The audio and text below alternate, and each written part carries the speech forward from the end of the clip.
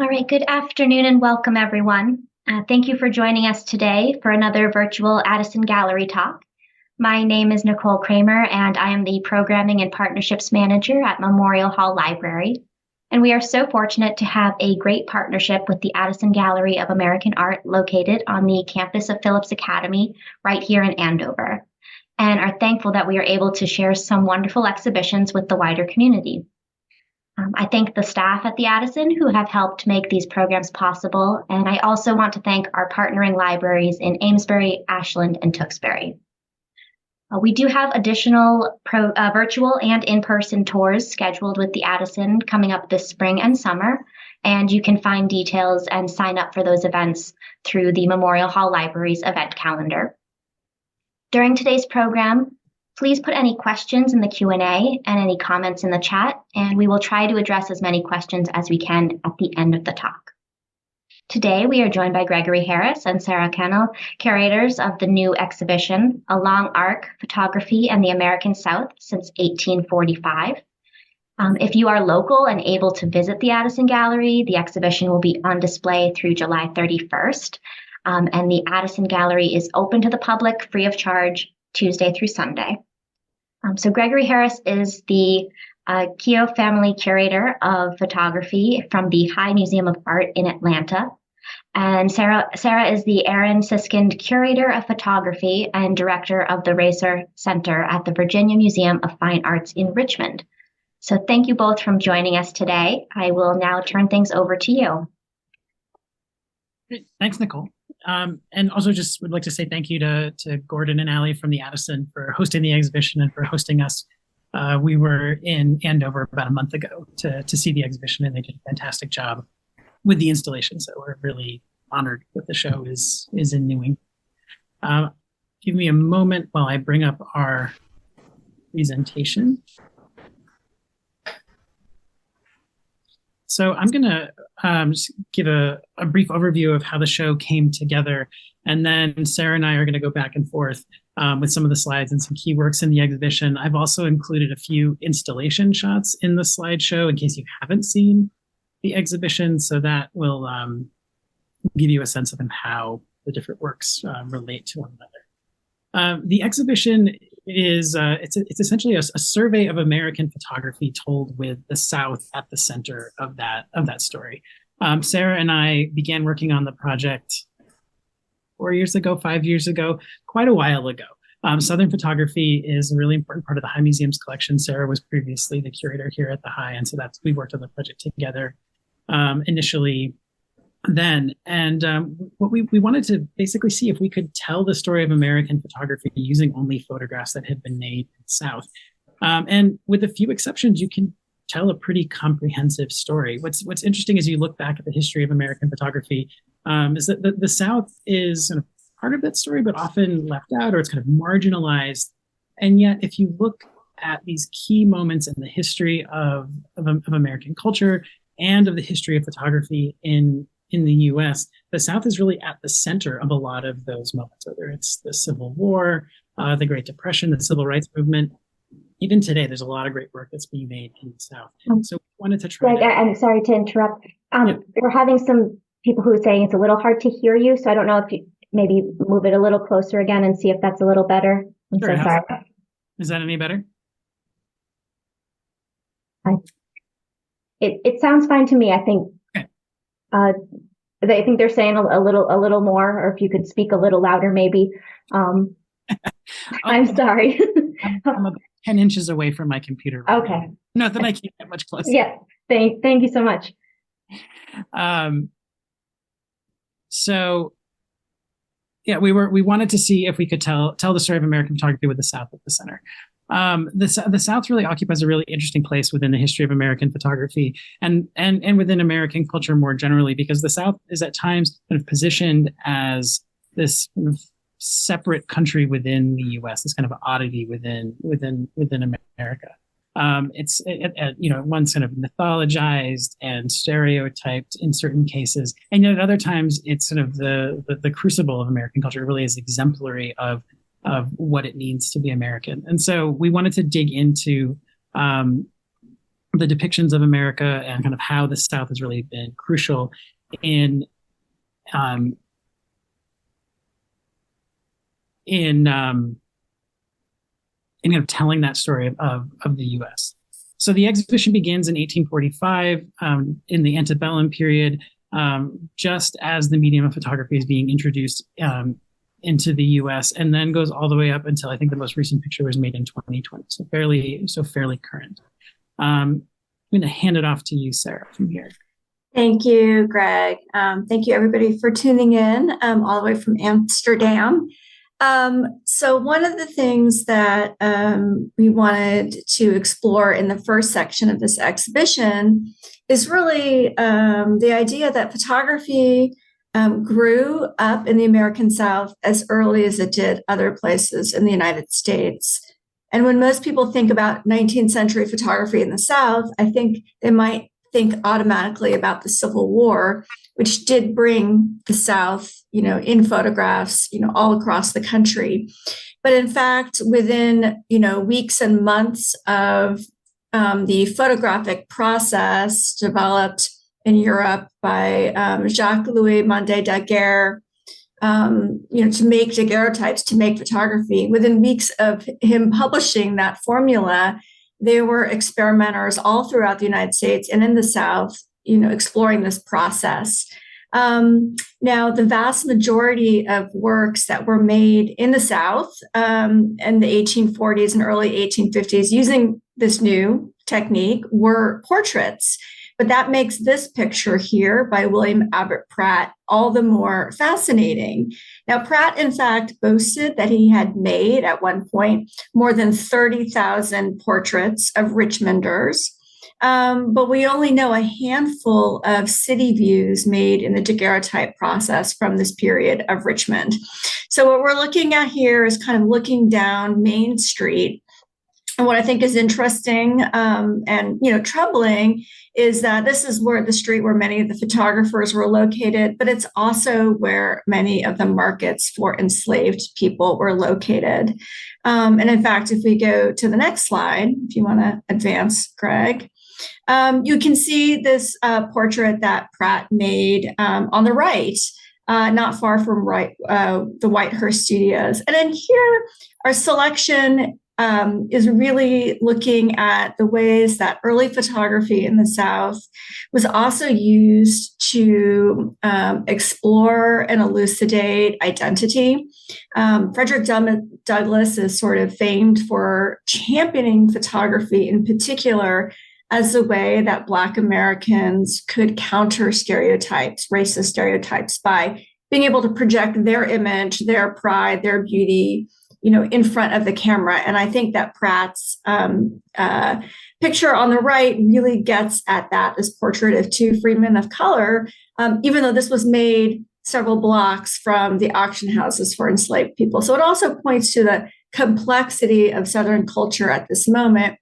And it's a counterpoint to the picture on the left, one of a genre of what we might call kind of nanny portraits or companion portraits, where enslaved individuals, in some cases, many of them were young children, were pictured as kind of members of the household of white families, in part as a rhetorical device in the South to demonstrate or to try to demonstrate that slavery could be benevolent. So we see that these two different pictures really get at some of the complexities of the kind of social conditions in the South, and in particular at a moment of intensifying debates around slavery. I'll pass it back to you, Greg. You can see some of the photographs installed in the galleries. Many of the photographs that Sarah was just saying are quite small. They're maybe held in your hands, so they're very small pictures. Moving on to the Civil War, photography was really critical during the Civil War, both in terms of documenting the events that took place on the battlefield, often the aftermath of those battles, but also in the way that people expressed their identities and their allegiances in photographs, but also as objects of mourning in them. So it was very common for photographers to set up makeshift studios near near the various military camps during the war. And you can see the photographer Isaac Bonzel took a picture here of his own studio. And on the outside, you can see some of the products that he would offer to clients. And so soldiers would often go in and they would have a portrait made that they could then send home to their families. And some 600, 700,000 people were killed during the Civil War. And so these objects, for the first time, people had a likeness of family members as a way to remember people. So the mass casualty event was memorializing these pictures, and these pictures were really critical for the way that people have grappled with the event and with that great loss.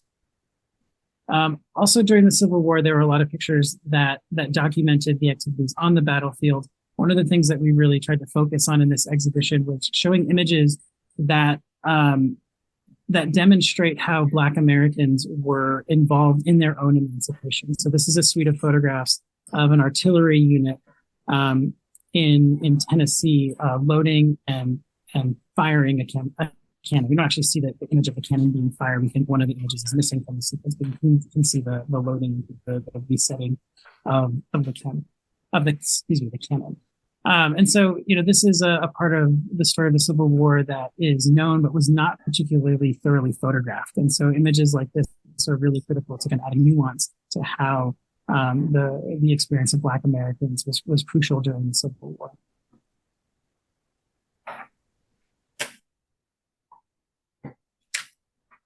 And I think you can see there some of the installation shots. These two works are really part of the story of photography during the Civil War, but they also bring in new perspectives. The photograph on the right, which some of you may have seen before, it's a well-known work, is really it's a rhetorical device in a way. It was a part of a series of photographs that were produced en masse as these it's almost like calling cards. That was really meant to support the abolitionist movement. So it shows, the flayed and scarred back of a man, and it circulated widely at a moment when support for the war in the North was flagging. So we see here the use of photography, not just as a documentary practice, but also as a persuasive tool. And one that is complicated too, because this is a kind of an image that also raises questions around representation and trauma. But I want to counter that to the picture on the left that you see. And we see this really beautifully composed image of a community, a very self-sufficient community. And in fact, they are now the caretakers of the land over which they had labored as enslaved individuals. This was made at a moment when the owner of the plantation had fled in advance of the oncoming Union troops, which liberated this area in South Carolina. And so we see photography as kind of a witness to this moment of transformation, both in terms of the war, but also in terms of socially, as this group kind of looks towards a very uncertain future, I think with sort of hope and probably some trepidation. And I think you're the next one up, Greg. As I mentioned earlier, a lot of the photographs that we have of the Civil War documented the aftermath of a lot of the battles, because the photographic materials at the time were not sensitive enough to light to capture, to stop motion. And so they were often, photographers were often looking at the battlefields in the wake of the conflicts. And one of the things that we see arising at this moment, and that continues quite a bit throughout the history of Southern photography, is this idea of the land in the South being a repository for memory and trauma. And so we have these two pictures here of the ruins of South Carolina, and then a party of grave diggers in Virginia after a battle at Cold Harbor. And so, death and destruction, are so very much at the forefront of these pictures, and that trauma, that conflict, are really embedded in the land, and we see that coming up quite a bit throughout the history of Southern photography, where photographers are really looking at the landscape as this kind of holder of history and kind of bearing the marks and the scars of these conflicts and other violent and traumatic acts. The second section of the exhibition looks at this long sweep of time between the end of the Civil War and really the moment that the Great Depression takes hold of the country, and in particular, the South. And this is a complicated and often overlooked period, both within American history, but especially within the history of photography. But it's an important one. And we took the title for this section, Less Splendid on the Surface, from a quote by the journalist and orator Henry Grady, the man who's known for first coining the term the New South. And Grady's argument was that, after the Civil War, the South may not be as beautiful as it once was. Obviously, the land was scarred, but that it was stronger at the core. And I think the question that these photographs raise is that really true? This was a period marked by greater industrialization, or attempts to industrialize the South and bring in economic activity to replace the labor that many slave owners had gotten for free for so many years. And I think we see, lots of new forms of industry, cotton textiles, and so forth. But we also see very quickly within this photographic history the kind of failure of a full reconstruction, both in terms of the land and the economy, really moving forward, but also in particular for equal rights, and the emergence of Jim Crow racism is very strong in this period. On the left is a photograph. It's called the cyanotype, or some people might know it as a blueprint. We don't know who made it, but it's commissioning the erection of a monument that was essentially made to commemorate a white supremacist uprising. And I think this monument stayed in place in New Orleans until about 2017. So we really see the beginning here of this kind of mythologizing of the past and creating monuments towards white supremacy. And then on the right is a stereograph. Some of you may be familiar with this technique. It's two photographs that look almost identical, and when viewed through a stereograph viewer, it takes on a very 3D appearance. And these were produced en masse in the 1860s, 70s, 80s, 90s, all over the world, and they allowed people to sort of armchair travel. But there were a series of photographs made in the South, and many of the themes in them kind of reinforce these ideas of the Old South, and here of laborers picking cotton, in a way kind of trying to naturalize and show that things maybe really hadn't changed so much. Now, photography was used during this period to document and maybe to support enduring racist concepts, but also in many ways to challenge those. And maybe you want to show a few more pictures. I also think it's interesting, the moment of industrialization in the South is also the moment of industrialization of photography. So we see more and more, chromolithographs and color works and stereographs.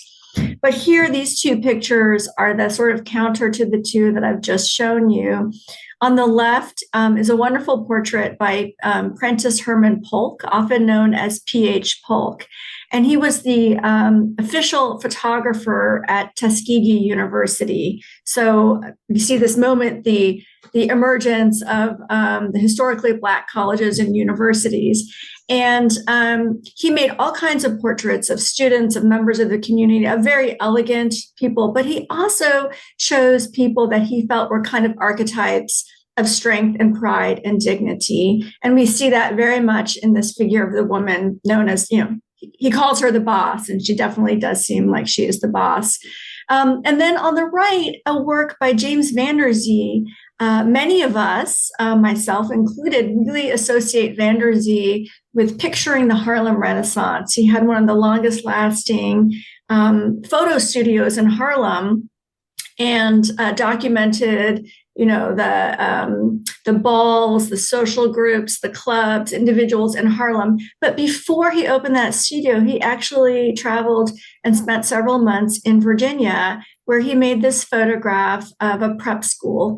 And it both reminds us of the segregation of education at this time, but also the strides that Black Americans are making towards education and economic advancement and opportunity, particularly in the face of kind of, enduring structural racism. And I think that leads us to our next section, which Greg is going to start off for us. Yeah, so the next section looks at the period of the Great Depression up until World War II. And as Sarah noted with the James Van Der Zee photograph, one of the things that was really fascinating when putting together this exhibition was discovering how many photographers that we often associate with other parts of the country actually made work in the South and made really important work in the South. And some of them are very well known. For example, Walker Evans and Dorothea Lange are incredibly famous photographers who made some of their most important work in the South. But making all these discoveries of Van Der Zee also photographed in the South was a really rewarding part of putting together this exhibition. So the 1930s were a watershed moment for photography across the country, but particularly in the South. So this is the time when the federal government, under the New Deal, created a lot of programs to intervene in the lives of Americans with an effort to improve their living circumstances. And in an effort to increase support for those efforts, they employed many of the best photographers at the time to document these programs, such as the Farm Security Administration, the Tennessee Valley Authority, the West Progress Administration. And, many of the photographers were employed under the auspices of the FSA. And they went out throughout the country making pictures of ordinary Americans, and to build a case for the need for government intervention into their lives, and also to show the improvements that were being made under these programs. A lot of these photographers are really credited with developing the visual language of what we now think of as documentary photography. This very direct approach to making pictures that expresses a sense of authenticity of truth, that they're delivering facts. And that was done in this way that you can see very, very well in the picture over on the left, this very famous portrait that Walker Evans made in Keough County, Alabama. It's very raw, very seemingly objective, and direct in its approach. A lot of the pictures feel like if you were there, you would have seen the scene exactly in the way that the photographer did. And yet we know that photography, it's very, it's slanted in particular ways. It's meant to tell a particular kind of story or give a particular point of view. One of the things that you see happening at this time, this was the first time in American history that more Americans live in cities than in the country. So there was this rising sense of nostalgia for agrarian ways of life. And a lot of the photographers that were working in the South found images that spoke to that longing for a more simple way of life. And so many of these photographers pictured some traditional folk ways. Evans in particular was really enamored with the clapboard siding of housing, and the homespun fabrics that people would make clothes. Likewise, Margaret Burke White was interested in the signage, as was Evans, that you would see the vernacular signage all around. And so they were finding this kind of older idealized agrarian America in the South, and this image of the South as kind of a place that time had forgotten persisted for quite a long time, largely in part because of these kinds of photographs.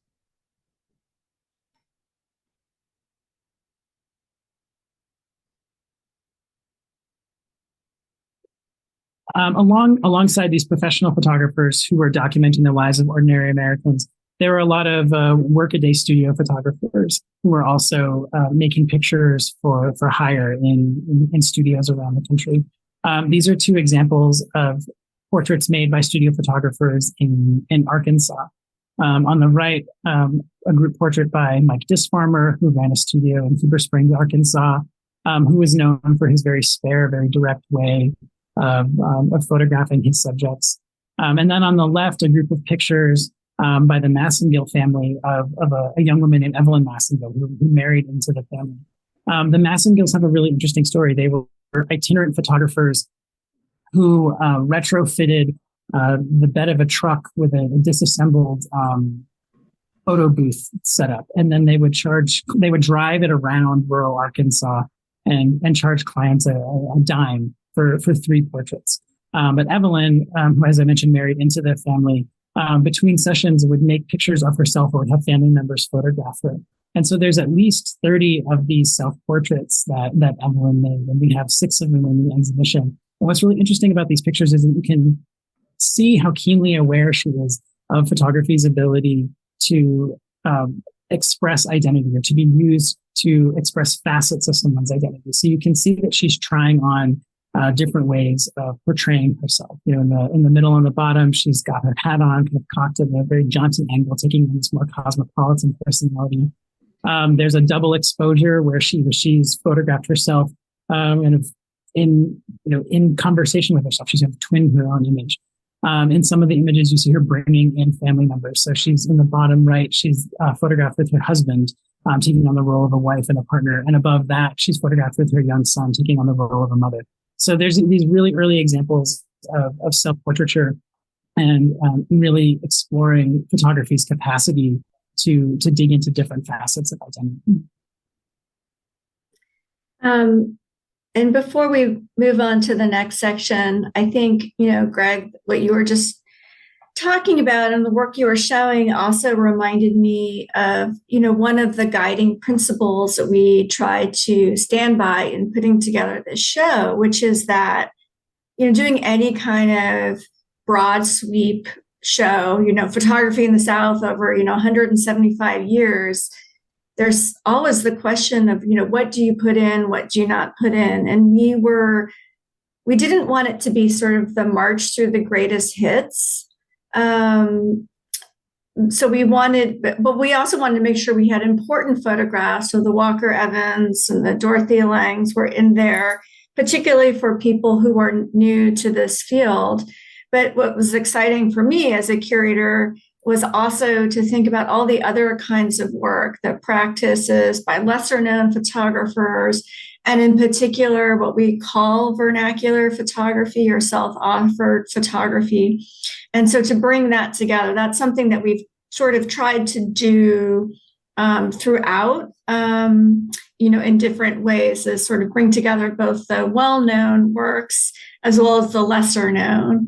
But also, too, I think the other surprise was when you start thinking about Southern photography, there's certain photographers that come to mind, and there are others that you had no idea they went to the South, or you associate them so much with another area. And that's the case here in this next section, which really focuses on this period kind of after World War II. And really, this is the moment where the economic crises of the Depression that we were exploring in the previous section, and that really hit the South exceptionally hard, have to a great extent lessened. And it's this broad period of American growth and optimism, the rise of, the expansion of the illustrated press in the United States. And yet there is a dissonance between this kind of post-war view of American progress and the realities of that, particularly, not exclusively, but particularly in the South, particularly with, ongoing issues around racism and segregation and economic disenfranchisement.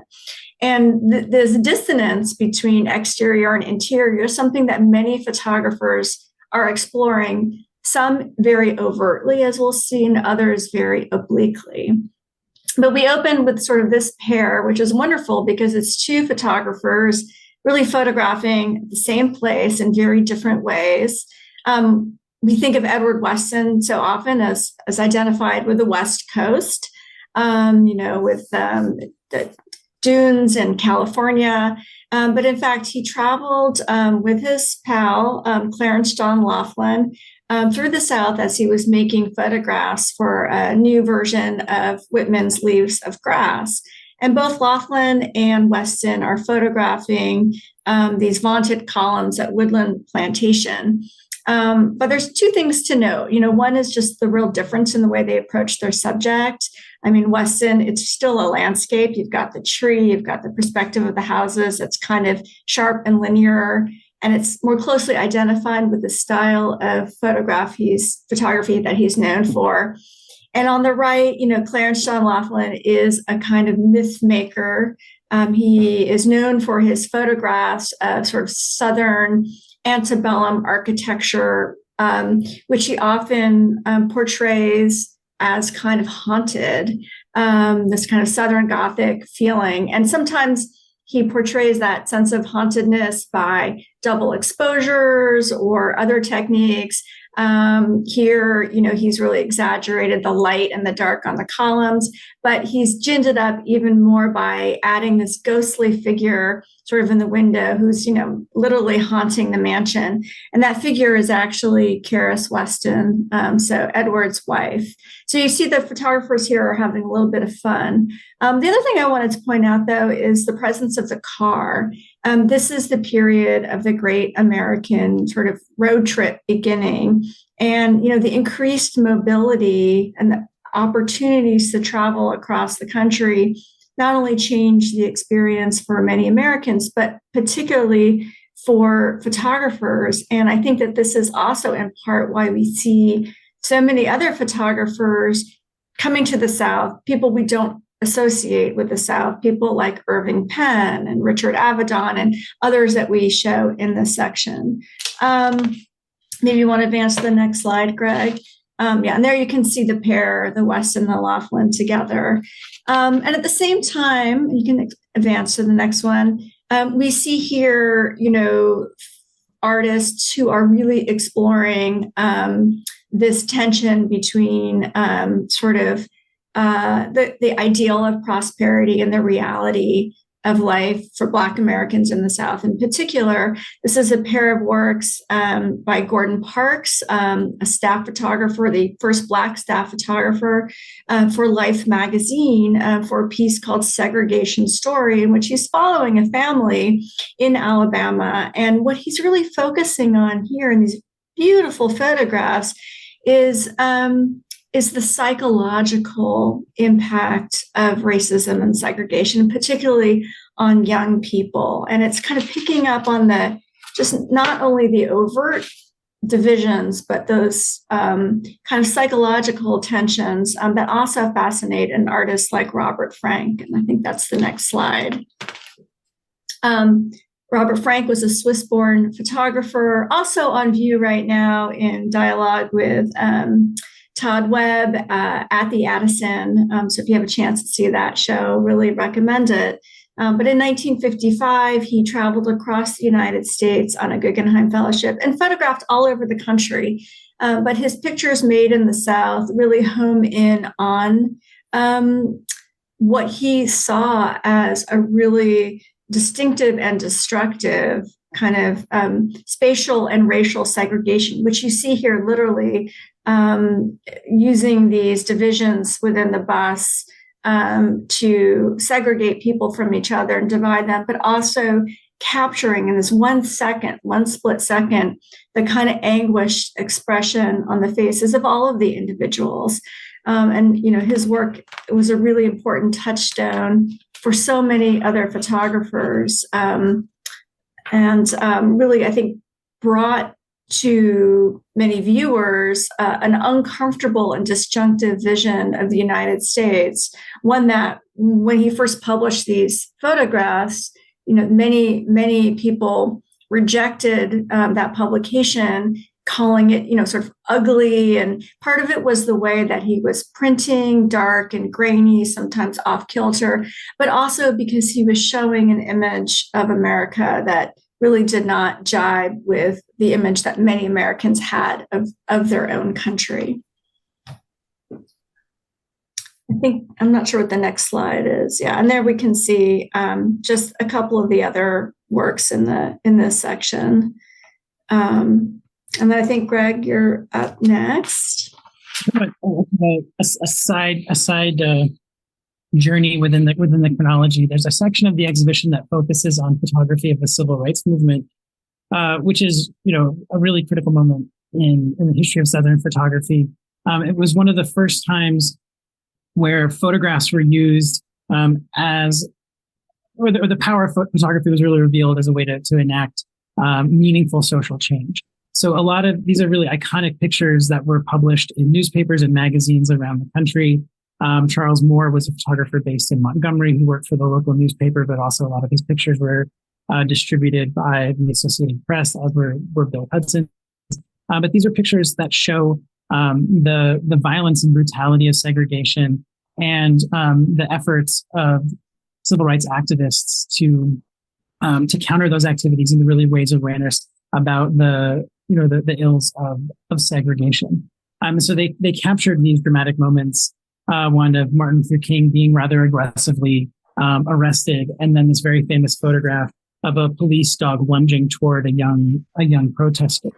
One of the things that's notable about these pictures is that most of the most famous pictures of the civil rights movement were made by white men who were often from the North, and so and that gave them a very privileged perspective in photographing these events because they were not seen as threats by law enforcement, and so they had a different kind of access to these situations, and we can see that very clearly in the photograph of King being arrested, where Moore is on the other side of this counter and has a view right in.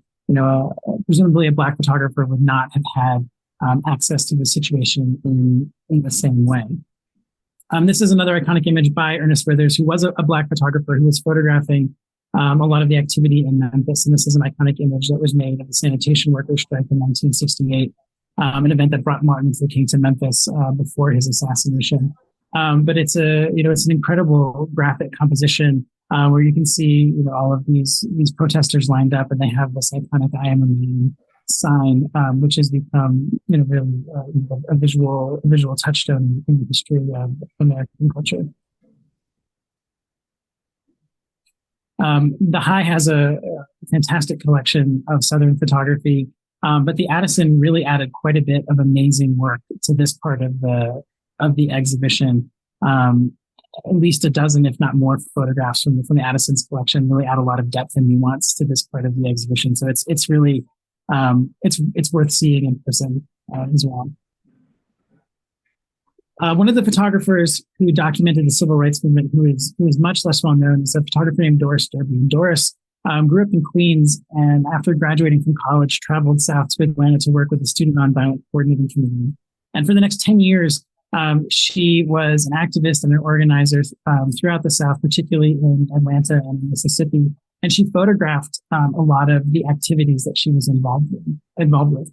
What's really notable about Doris's work is, one, she was a Black woman making pictures at this time, which was incredibly rare. And her work really focused on the grassroots efforts in the civil rights movement. So most of the pictures that we know of the movement are of these very active, violent civic activities. And Doris's work shows us a quieter side that was really critical to the success of the movement. So she photographed a lot of voter registration drives, craft co-ops, education initiatives, health initiatives, many of which were run by women. So she shows us the really pivotal role that women played in the movement. So her pictures are a relatively recent discovery. They've been around. We've been showing Doris's work since the early 2000s, but it's a relatively late addition to the canon of civil rights photography, but a really important part of that story. Following a lot of the tumult of the civil rights movement, many photographers have turned inward and started making pictures that were about things that were closer to them, much more intimate to them. They would photograph their immediate surroundings or their own families. A really important but kind of unusual example of that is the photographer Ralph Eugene Meatyard, who, as his day job, was an optician in Lexington, Kentucky. But on the weekends, he would photograph his children and his wife in abandoned buildings, cemeteries, and other parts of the environs of Lexington, Kentucky. And he was part of an active intellectual and literary circle based around the University of Kentucky. And he was interested in a lot of ideas around psychology and spiritualism, Eastern religions. And so he would stage a lot of these pictures with his children and bring in props such as masks and dolls. He would print them in this very dark, evocative way. And so the pictures, kind of like Lachlan's, feel somewhat haunted. There's a sense that something is amiss in these pictures. And he was picking up on a lot of the themes in Southern Gothic literature, and that comes through in this very poignant and somewhat unsettling way. Not long after, photographers like Eggleston and William Christenberry started introducing color into photography, and certainly these weren't the first photographers to use color in a significant way, but they were some of the most important popularizers of color within the context of fine art.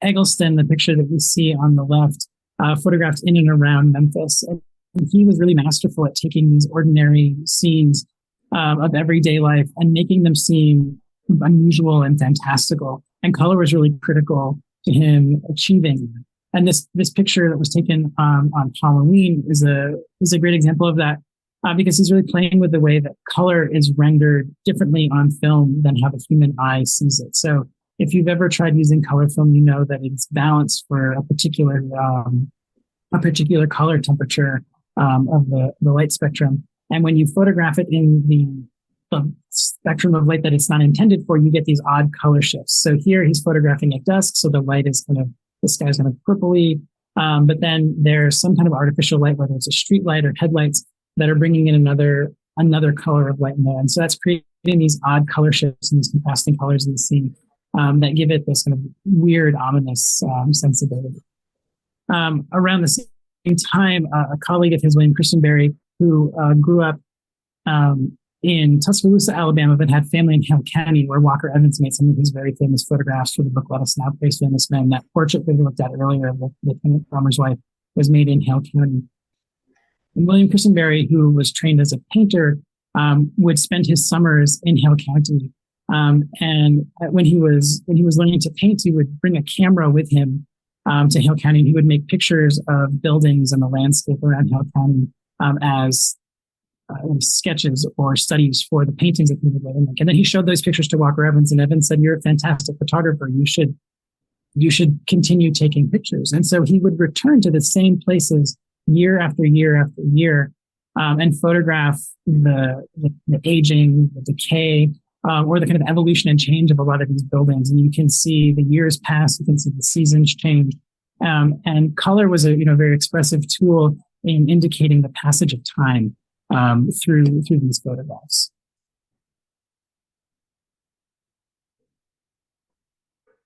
And you can see in the center here, this is a grid of Christenberry photographs, and he would often show them in grids and in chronological order to really illustrate that passage of time.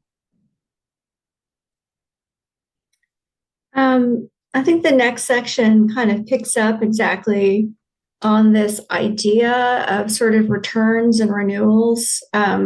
With Christenberry, he goes back kind of year after year and is documenting change over time. But also for him, it's a return home, right? It's a homecoming.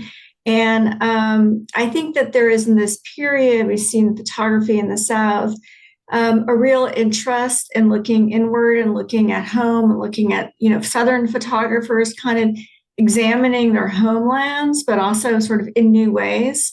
It's interesting that the famous book with Walker Evans and James Agee, Let Us Now Praise Famous Men, it didn't sell very many copies when it was published in 1941. It was actually reissued in 1960, and it was actually throughout the 1960s that really became a literary classic. So there's this kind of renewed attention on the South, both by sort of native Southerners, but also among other photographers who kind of continue to explore this region and its physical characteristics and its social inequities.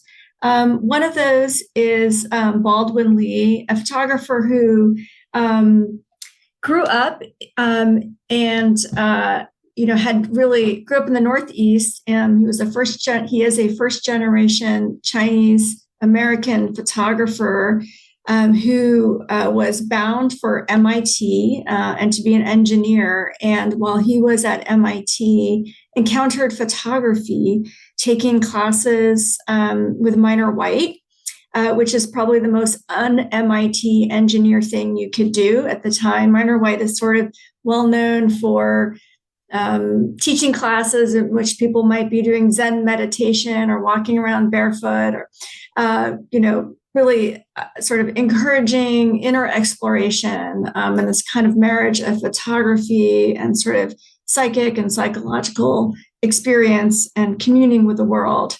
And this really impacted Lee, who then went on to study photography at Yale under Walker Evans. But it was not until he got a teaching post at the University of Knoxville that he really figured out who he was as a photographer. And he began making these extensive road trips throughout the South, where he was sort of overcome with both, the beauty of what he saw, but also really the devastation. It was painful for him to see that, within the United States, there were many small towns where people lived in dire poverty.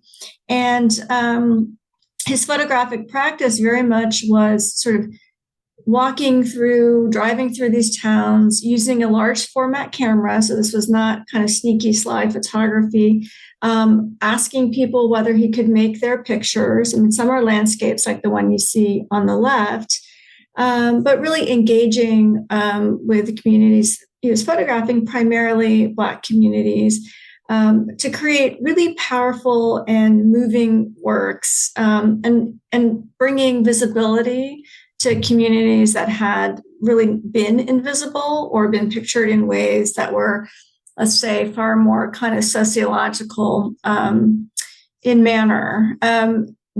Lee's work has been under the radar for many, many years. And in the last few years, he's published a tremendous monograph of this work, and it's now far better known, but the chance to see it in the exhibition, I think, is a wonderful one. And then we have pictures on the right by Joel Sternfeld, pictures that continue this exploration of color photography as a fine art form, but also look at as well at, this is an image of the New South. This is in the suburbs of Atlanta, a kind of wealthy suburban area. And we see the beautifully manicured lawns and these lovely trees. But we also see three domestic workers, who in a way are kind of stranded there. They're waiting for the bus. There's probably a few buses in this area. And the picture is a kind of quiet interrogation of the enduring sort of social conditions of the South, in spite or perhaps even because of the increasing economic activities, the progress of building cities like Atlanta and Memphis and other large cities in the South. At the same time that, Lee and Sternfeld are photographing their surroundings, a number of other photographers begin to look at the landscape as a kind of site of history, not only the present, but also the past.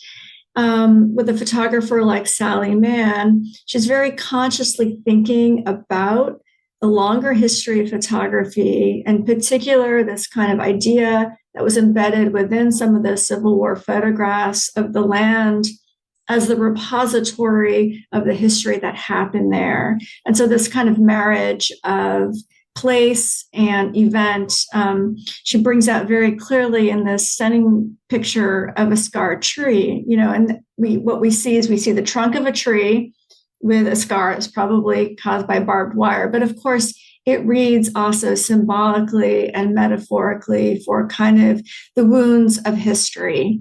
And her exploration of history as embedded within the landscape also takes shape in the tools and the methodology she's using to make her photographs.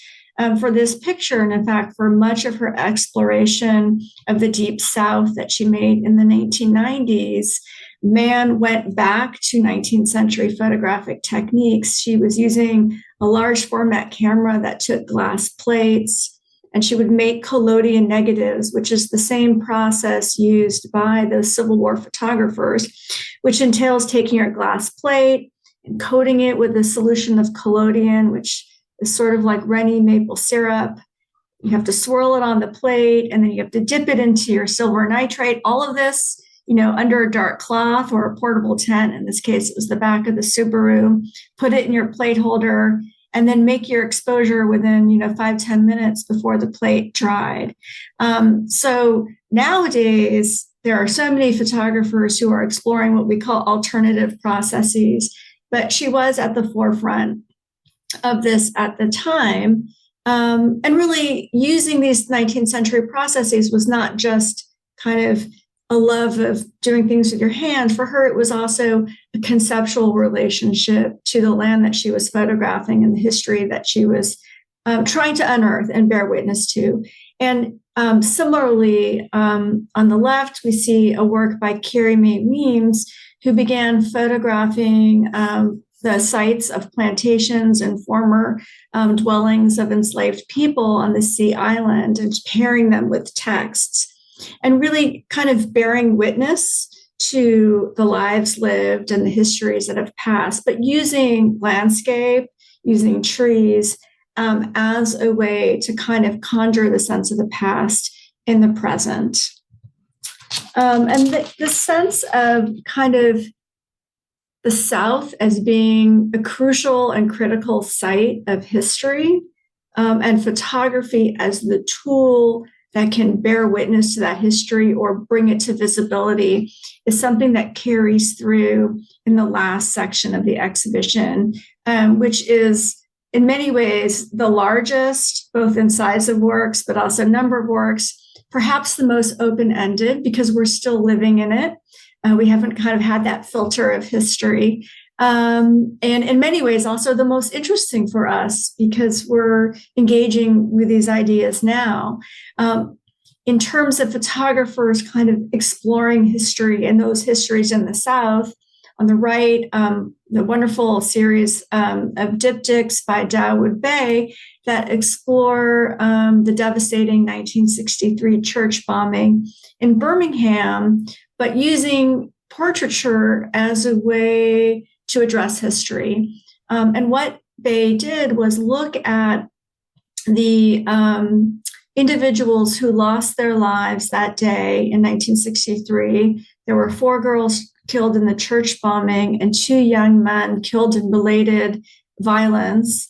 And he made portraits in 2012 in different places in Birmingham, in which he photographed a young person at the age of those children who died and paired them with an adult who was the age that child would have been had they lived and been able to grow up.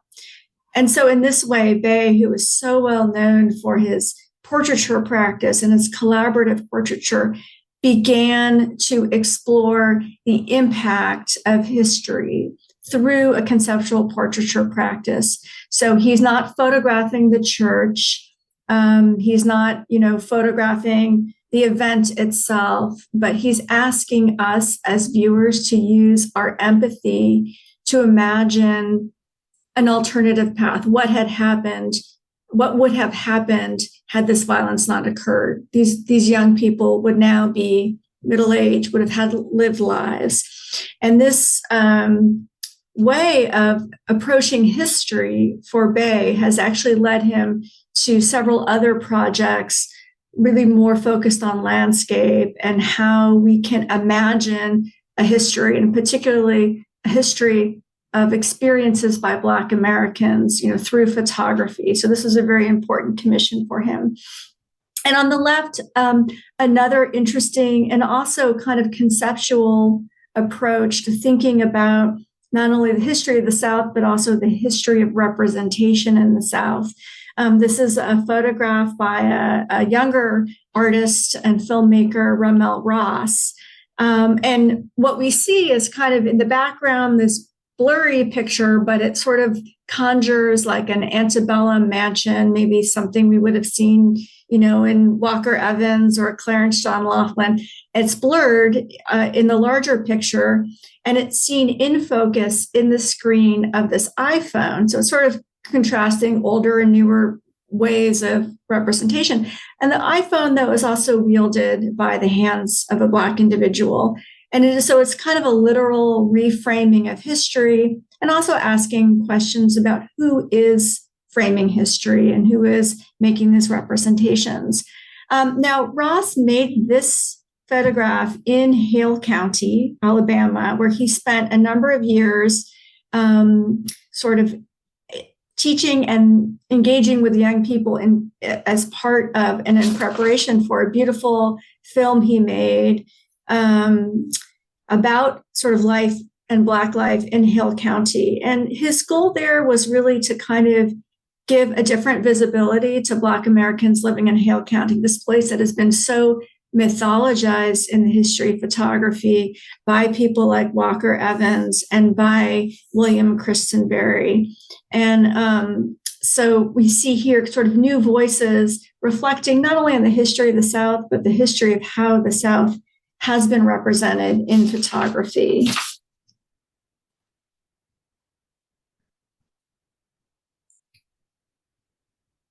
I want to be cognizant of our time, so I'm going to just speak briefly about the Richard Misrach. Misrach worked on a commission for the High Museum in the late 1990s, looking at a stretch of the Mississippi River that runs between Baton Rouge, Louisiana, and New Orleans. And this area is littered with petrochemical processing. And so Misrach, who's often associated with photographing the American West, made his first body of work in the South about the devastation that this industrialization has caused on the landscape.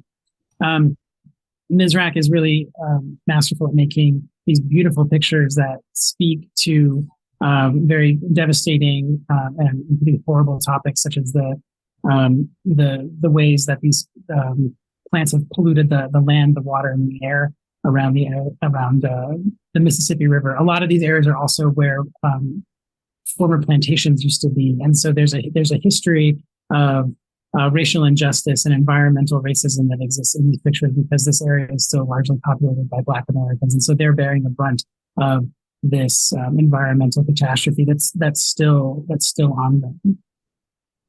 As Sarah mentioned, the end of the show is really the biggest part of the show, and also arguably the most unresolved. And on some level, that was intentional. As Sarah mentioned, we're living in this moment. We're still writing this history. But I think there's also this sense of the South and the U.S. in general kind of going in a number of different directions. On the one hand, there's the sense that the country is really fractured, that our politics and our social discussions are very divisive and splintered. These are two pictures that were made in 2020 in the aftermath of George Floyd's murder and were part of the Black Lives Matter protests. On the right, a photograph by the photographer Chris Graves of the base of the monument to Robert E. Lee that was in downtown Richmond. And you can see here that protesters have graffitied the base of this monument, and in a way, they're literally rewriting history on this totem to the Confederacy and to the lost cause. And then on the left, a photograph by Ami Lay of a diverse group of young protesters who came to Washington to protest racial injustice in the nation's capital. So you see here different ways of depicting those divisions and that fracturing of the broader American culture. Alongside that fracturing, there's also the sense that the country is changing in pretty dramatic ways, and that the demographics of the South in particular are changing. The region is becoming more urban, more industrialized, and also more racially and ethnically diverse. And so these are two young photographers who are looking at the diversification of Southern identity, and both asking questions about what it means to be Southern, who is Southern, what does a Southerner look like. On the left, a photographer, Jose Ibarra Rizzo, who is first-generation Mexican-American immigrant and is photographing members of his community, a community of immigrants who are often maligned in mainstream media debates, and yet are persistent throughout the South, and also critical to contemporary Southern economies, and also to the shifting in Southern culture. And then on the right, a photograph by Tommy Keough, a young Asian American photographer from Memphis, who's also queer. And so he's thinking about the ways that his hometown of Memphis has shaped his identity, how he's inherited different parts of his identity from his Asian American family, but also from the culture of the South. And this picture was actually made in Miami, but it kind of alludes to one of the most iconic figures of Memphis and of the South, Elvis Presley, who was known for borrowing from various forms of music and cultural expression and popularizing them for a wide audience. And so Tommy here is reappropriating the image of Elvis, but as a queer Asian man. So he's taking on this image of iconic Southern masculinity and sex appeal, and turning it on its head and giving it new meaning. So the show is really trying to get into that ambiguity of where the South and where the country in general is headed, by looking at the complexities of how the Southern landscape is rendered, how Southern identity and how Southern people are depicted, and of how the South really is kind of a bellwether for larger American culture. One of the things that you see is, throughout the history, but particularly in recent years, is that when photographers are really grappling with what does it mean to be American, they tend to come to the South to make pictures that deep into those challenges. So the show ends on this note of ambiguity, and then thinking about where we're headed.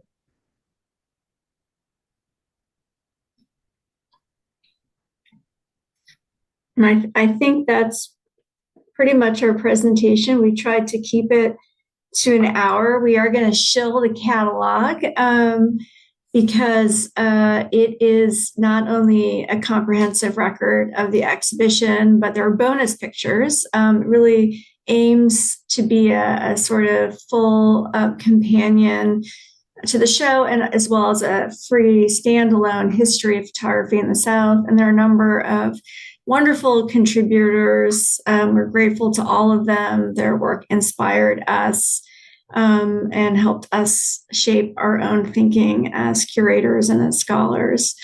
So in closing, we just want to thank you all for your attention. And I think that Nicole is going to kindly pass on any questions that you might have.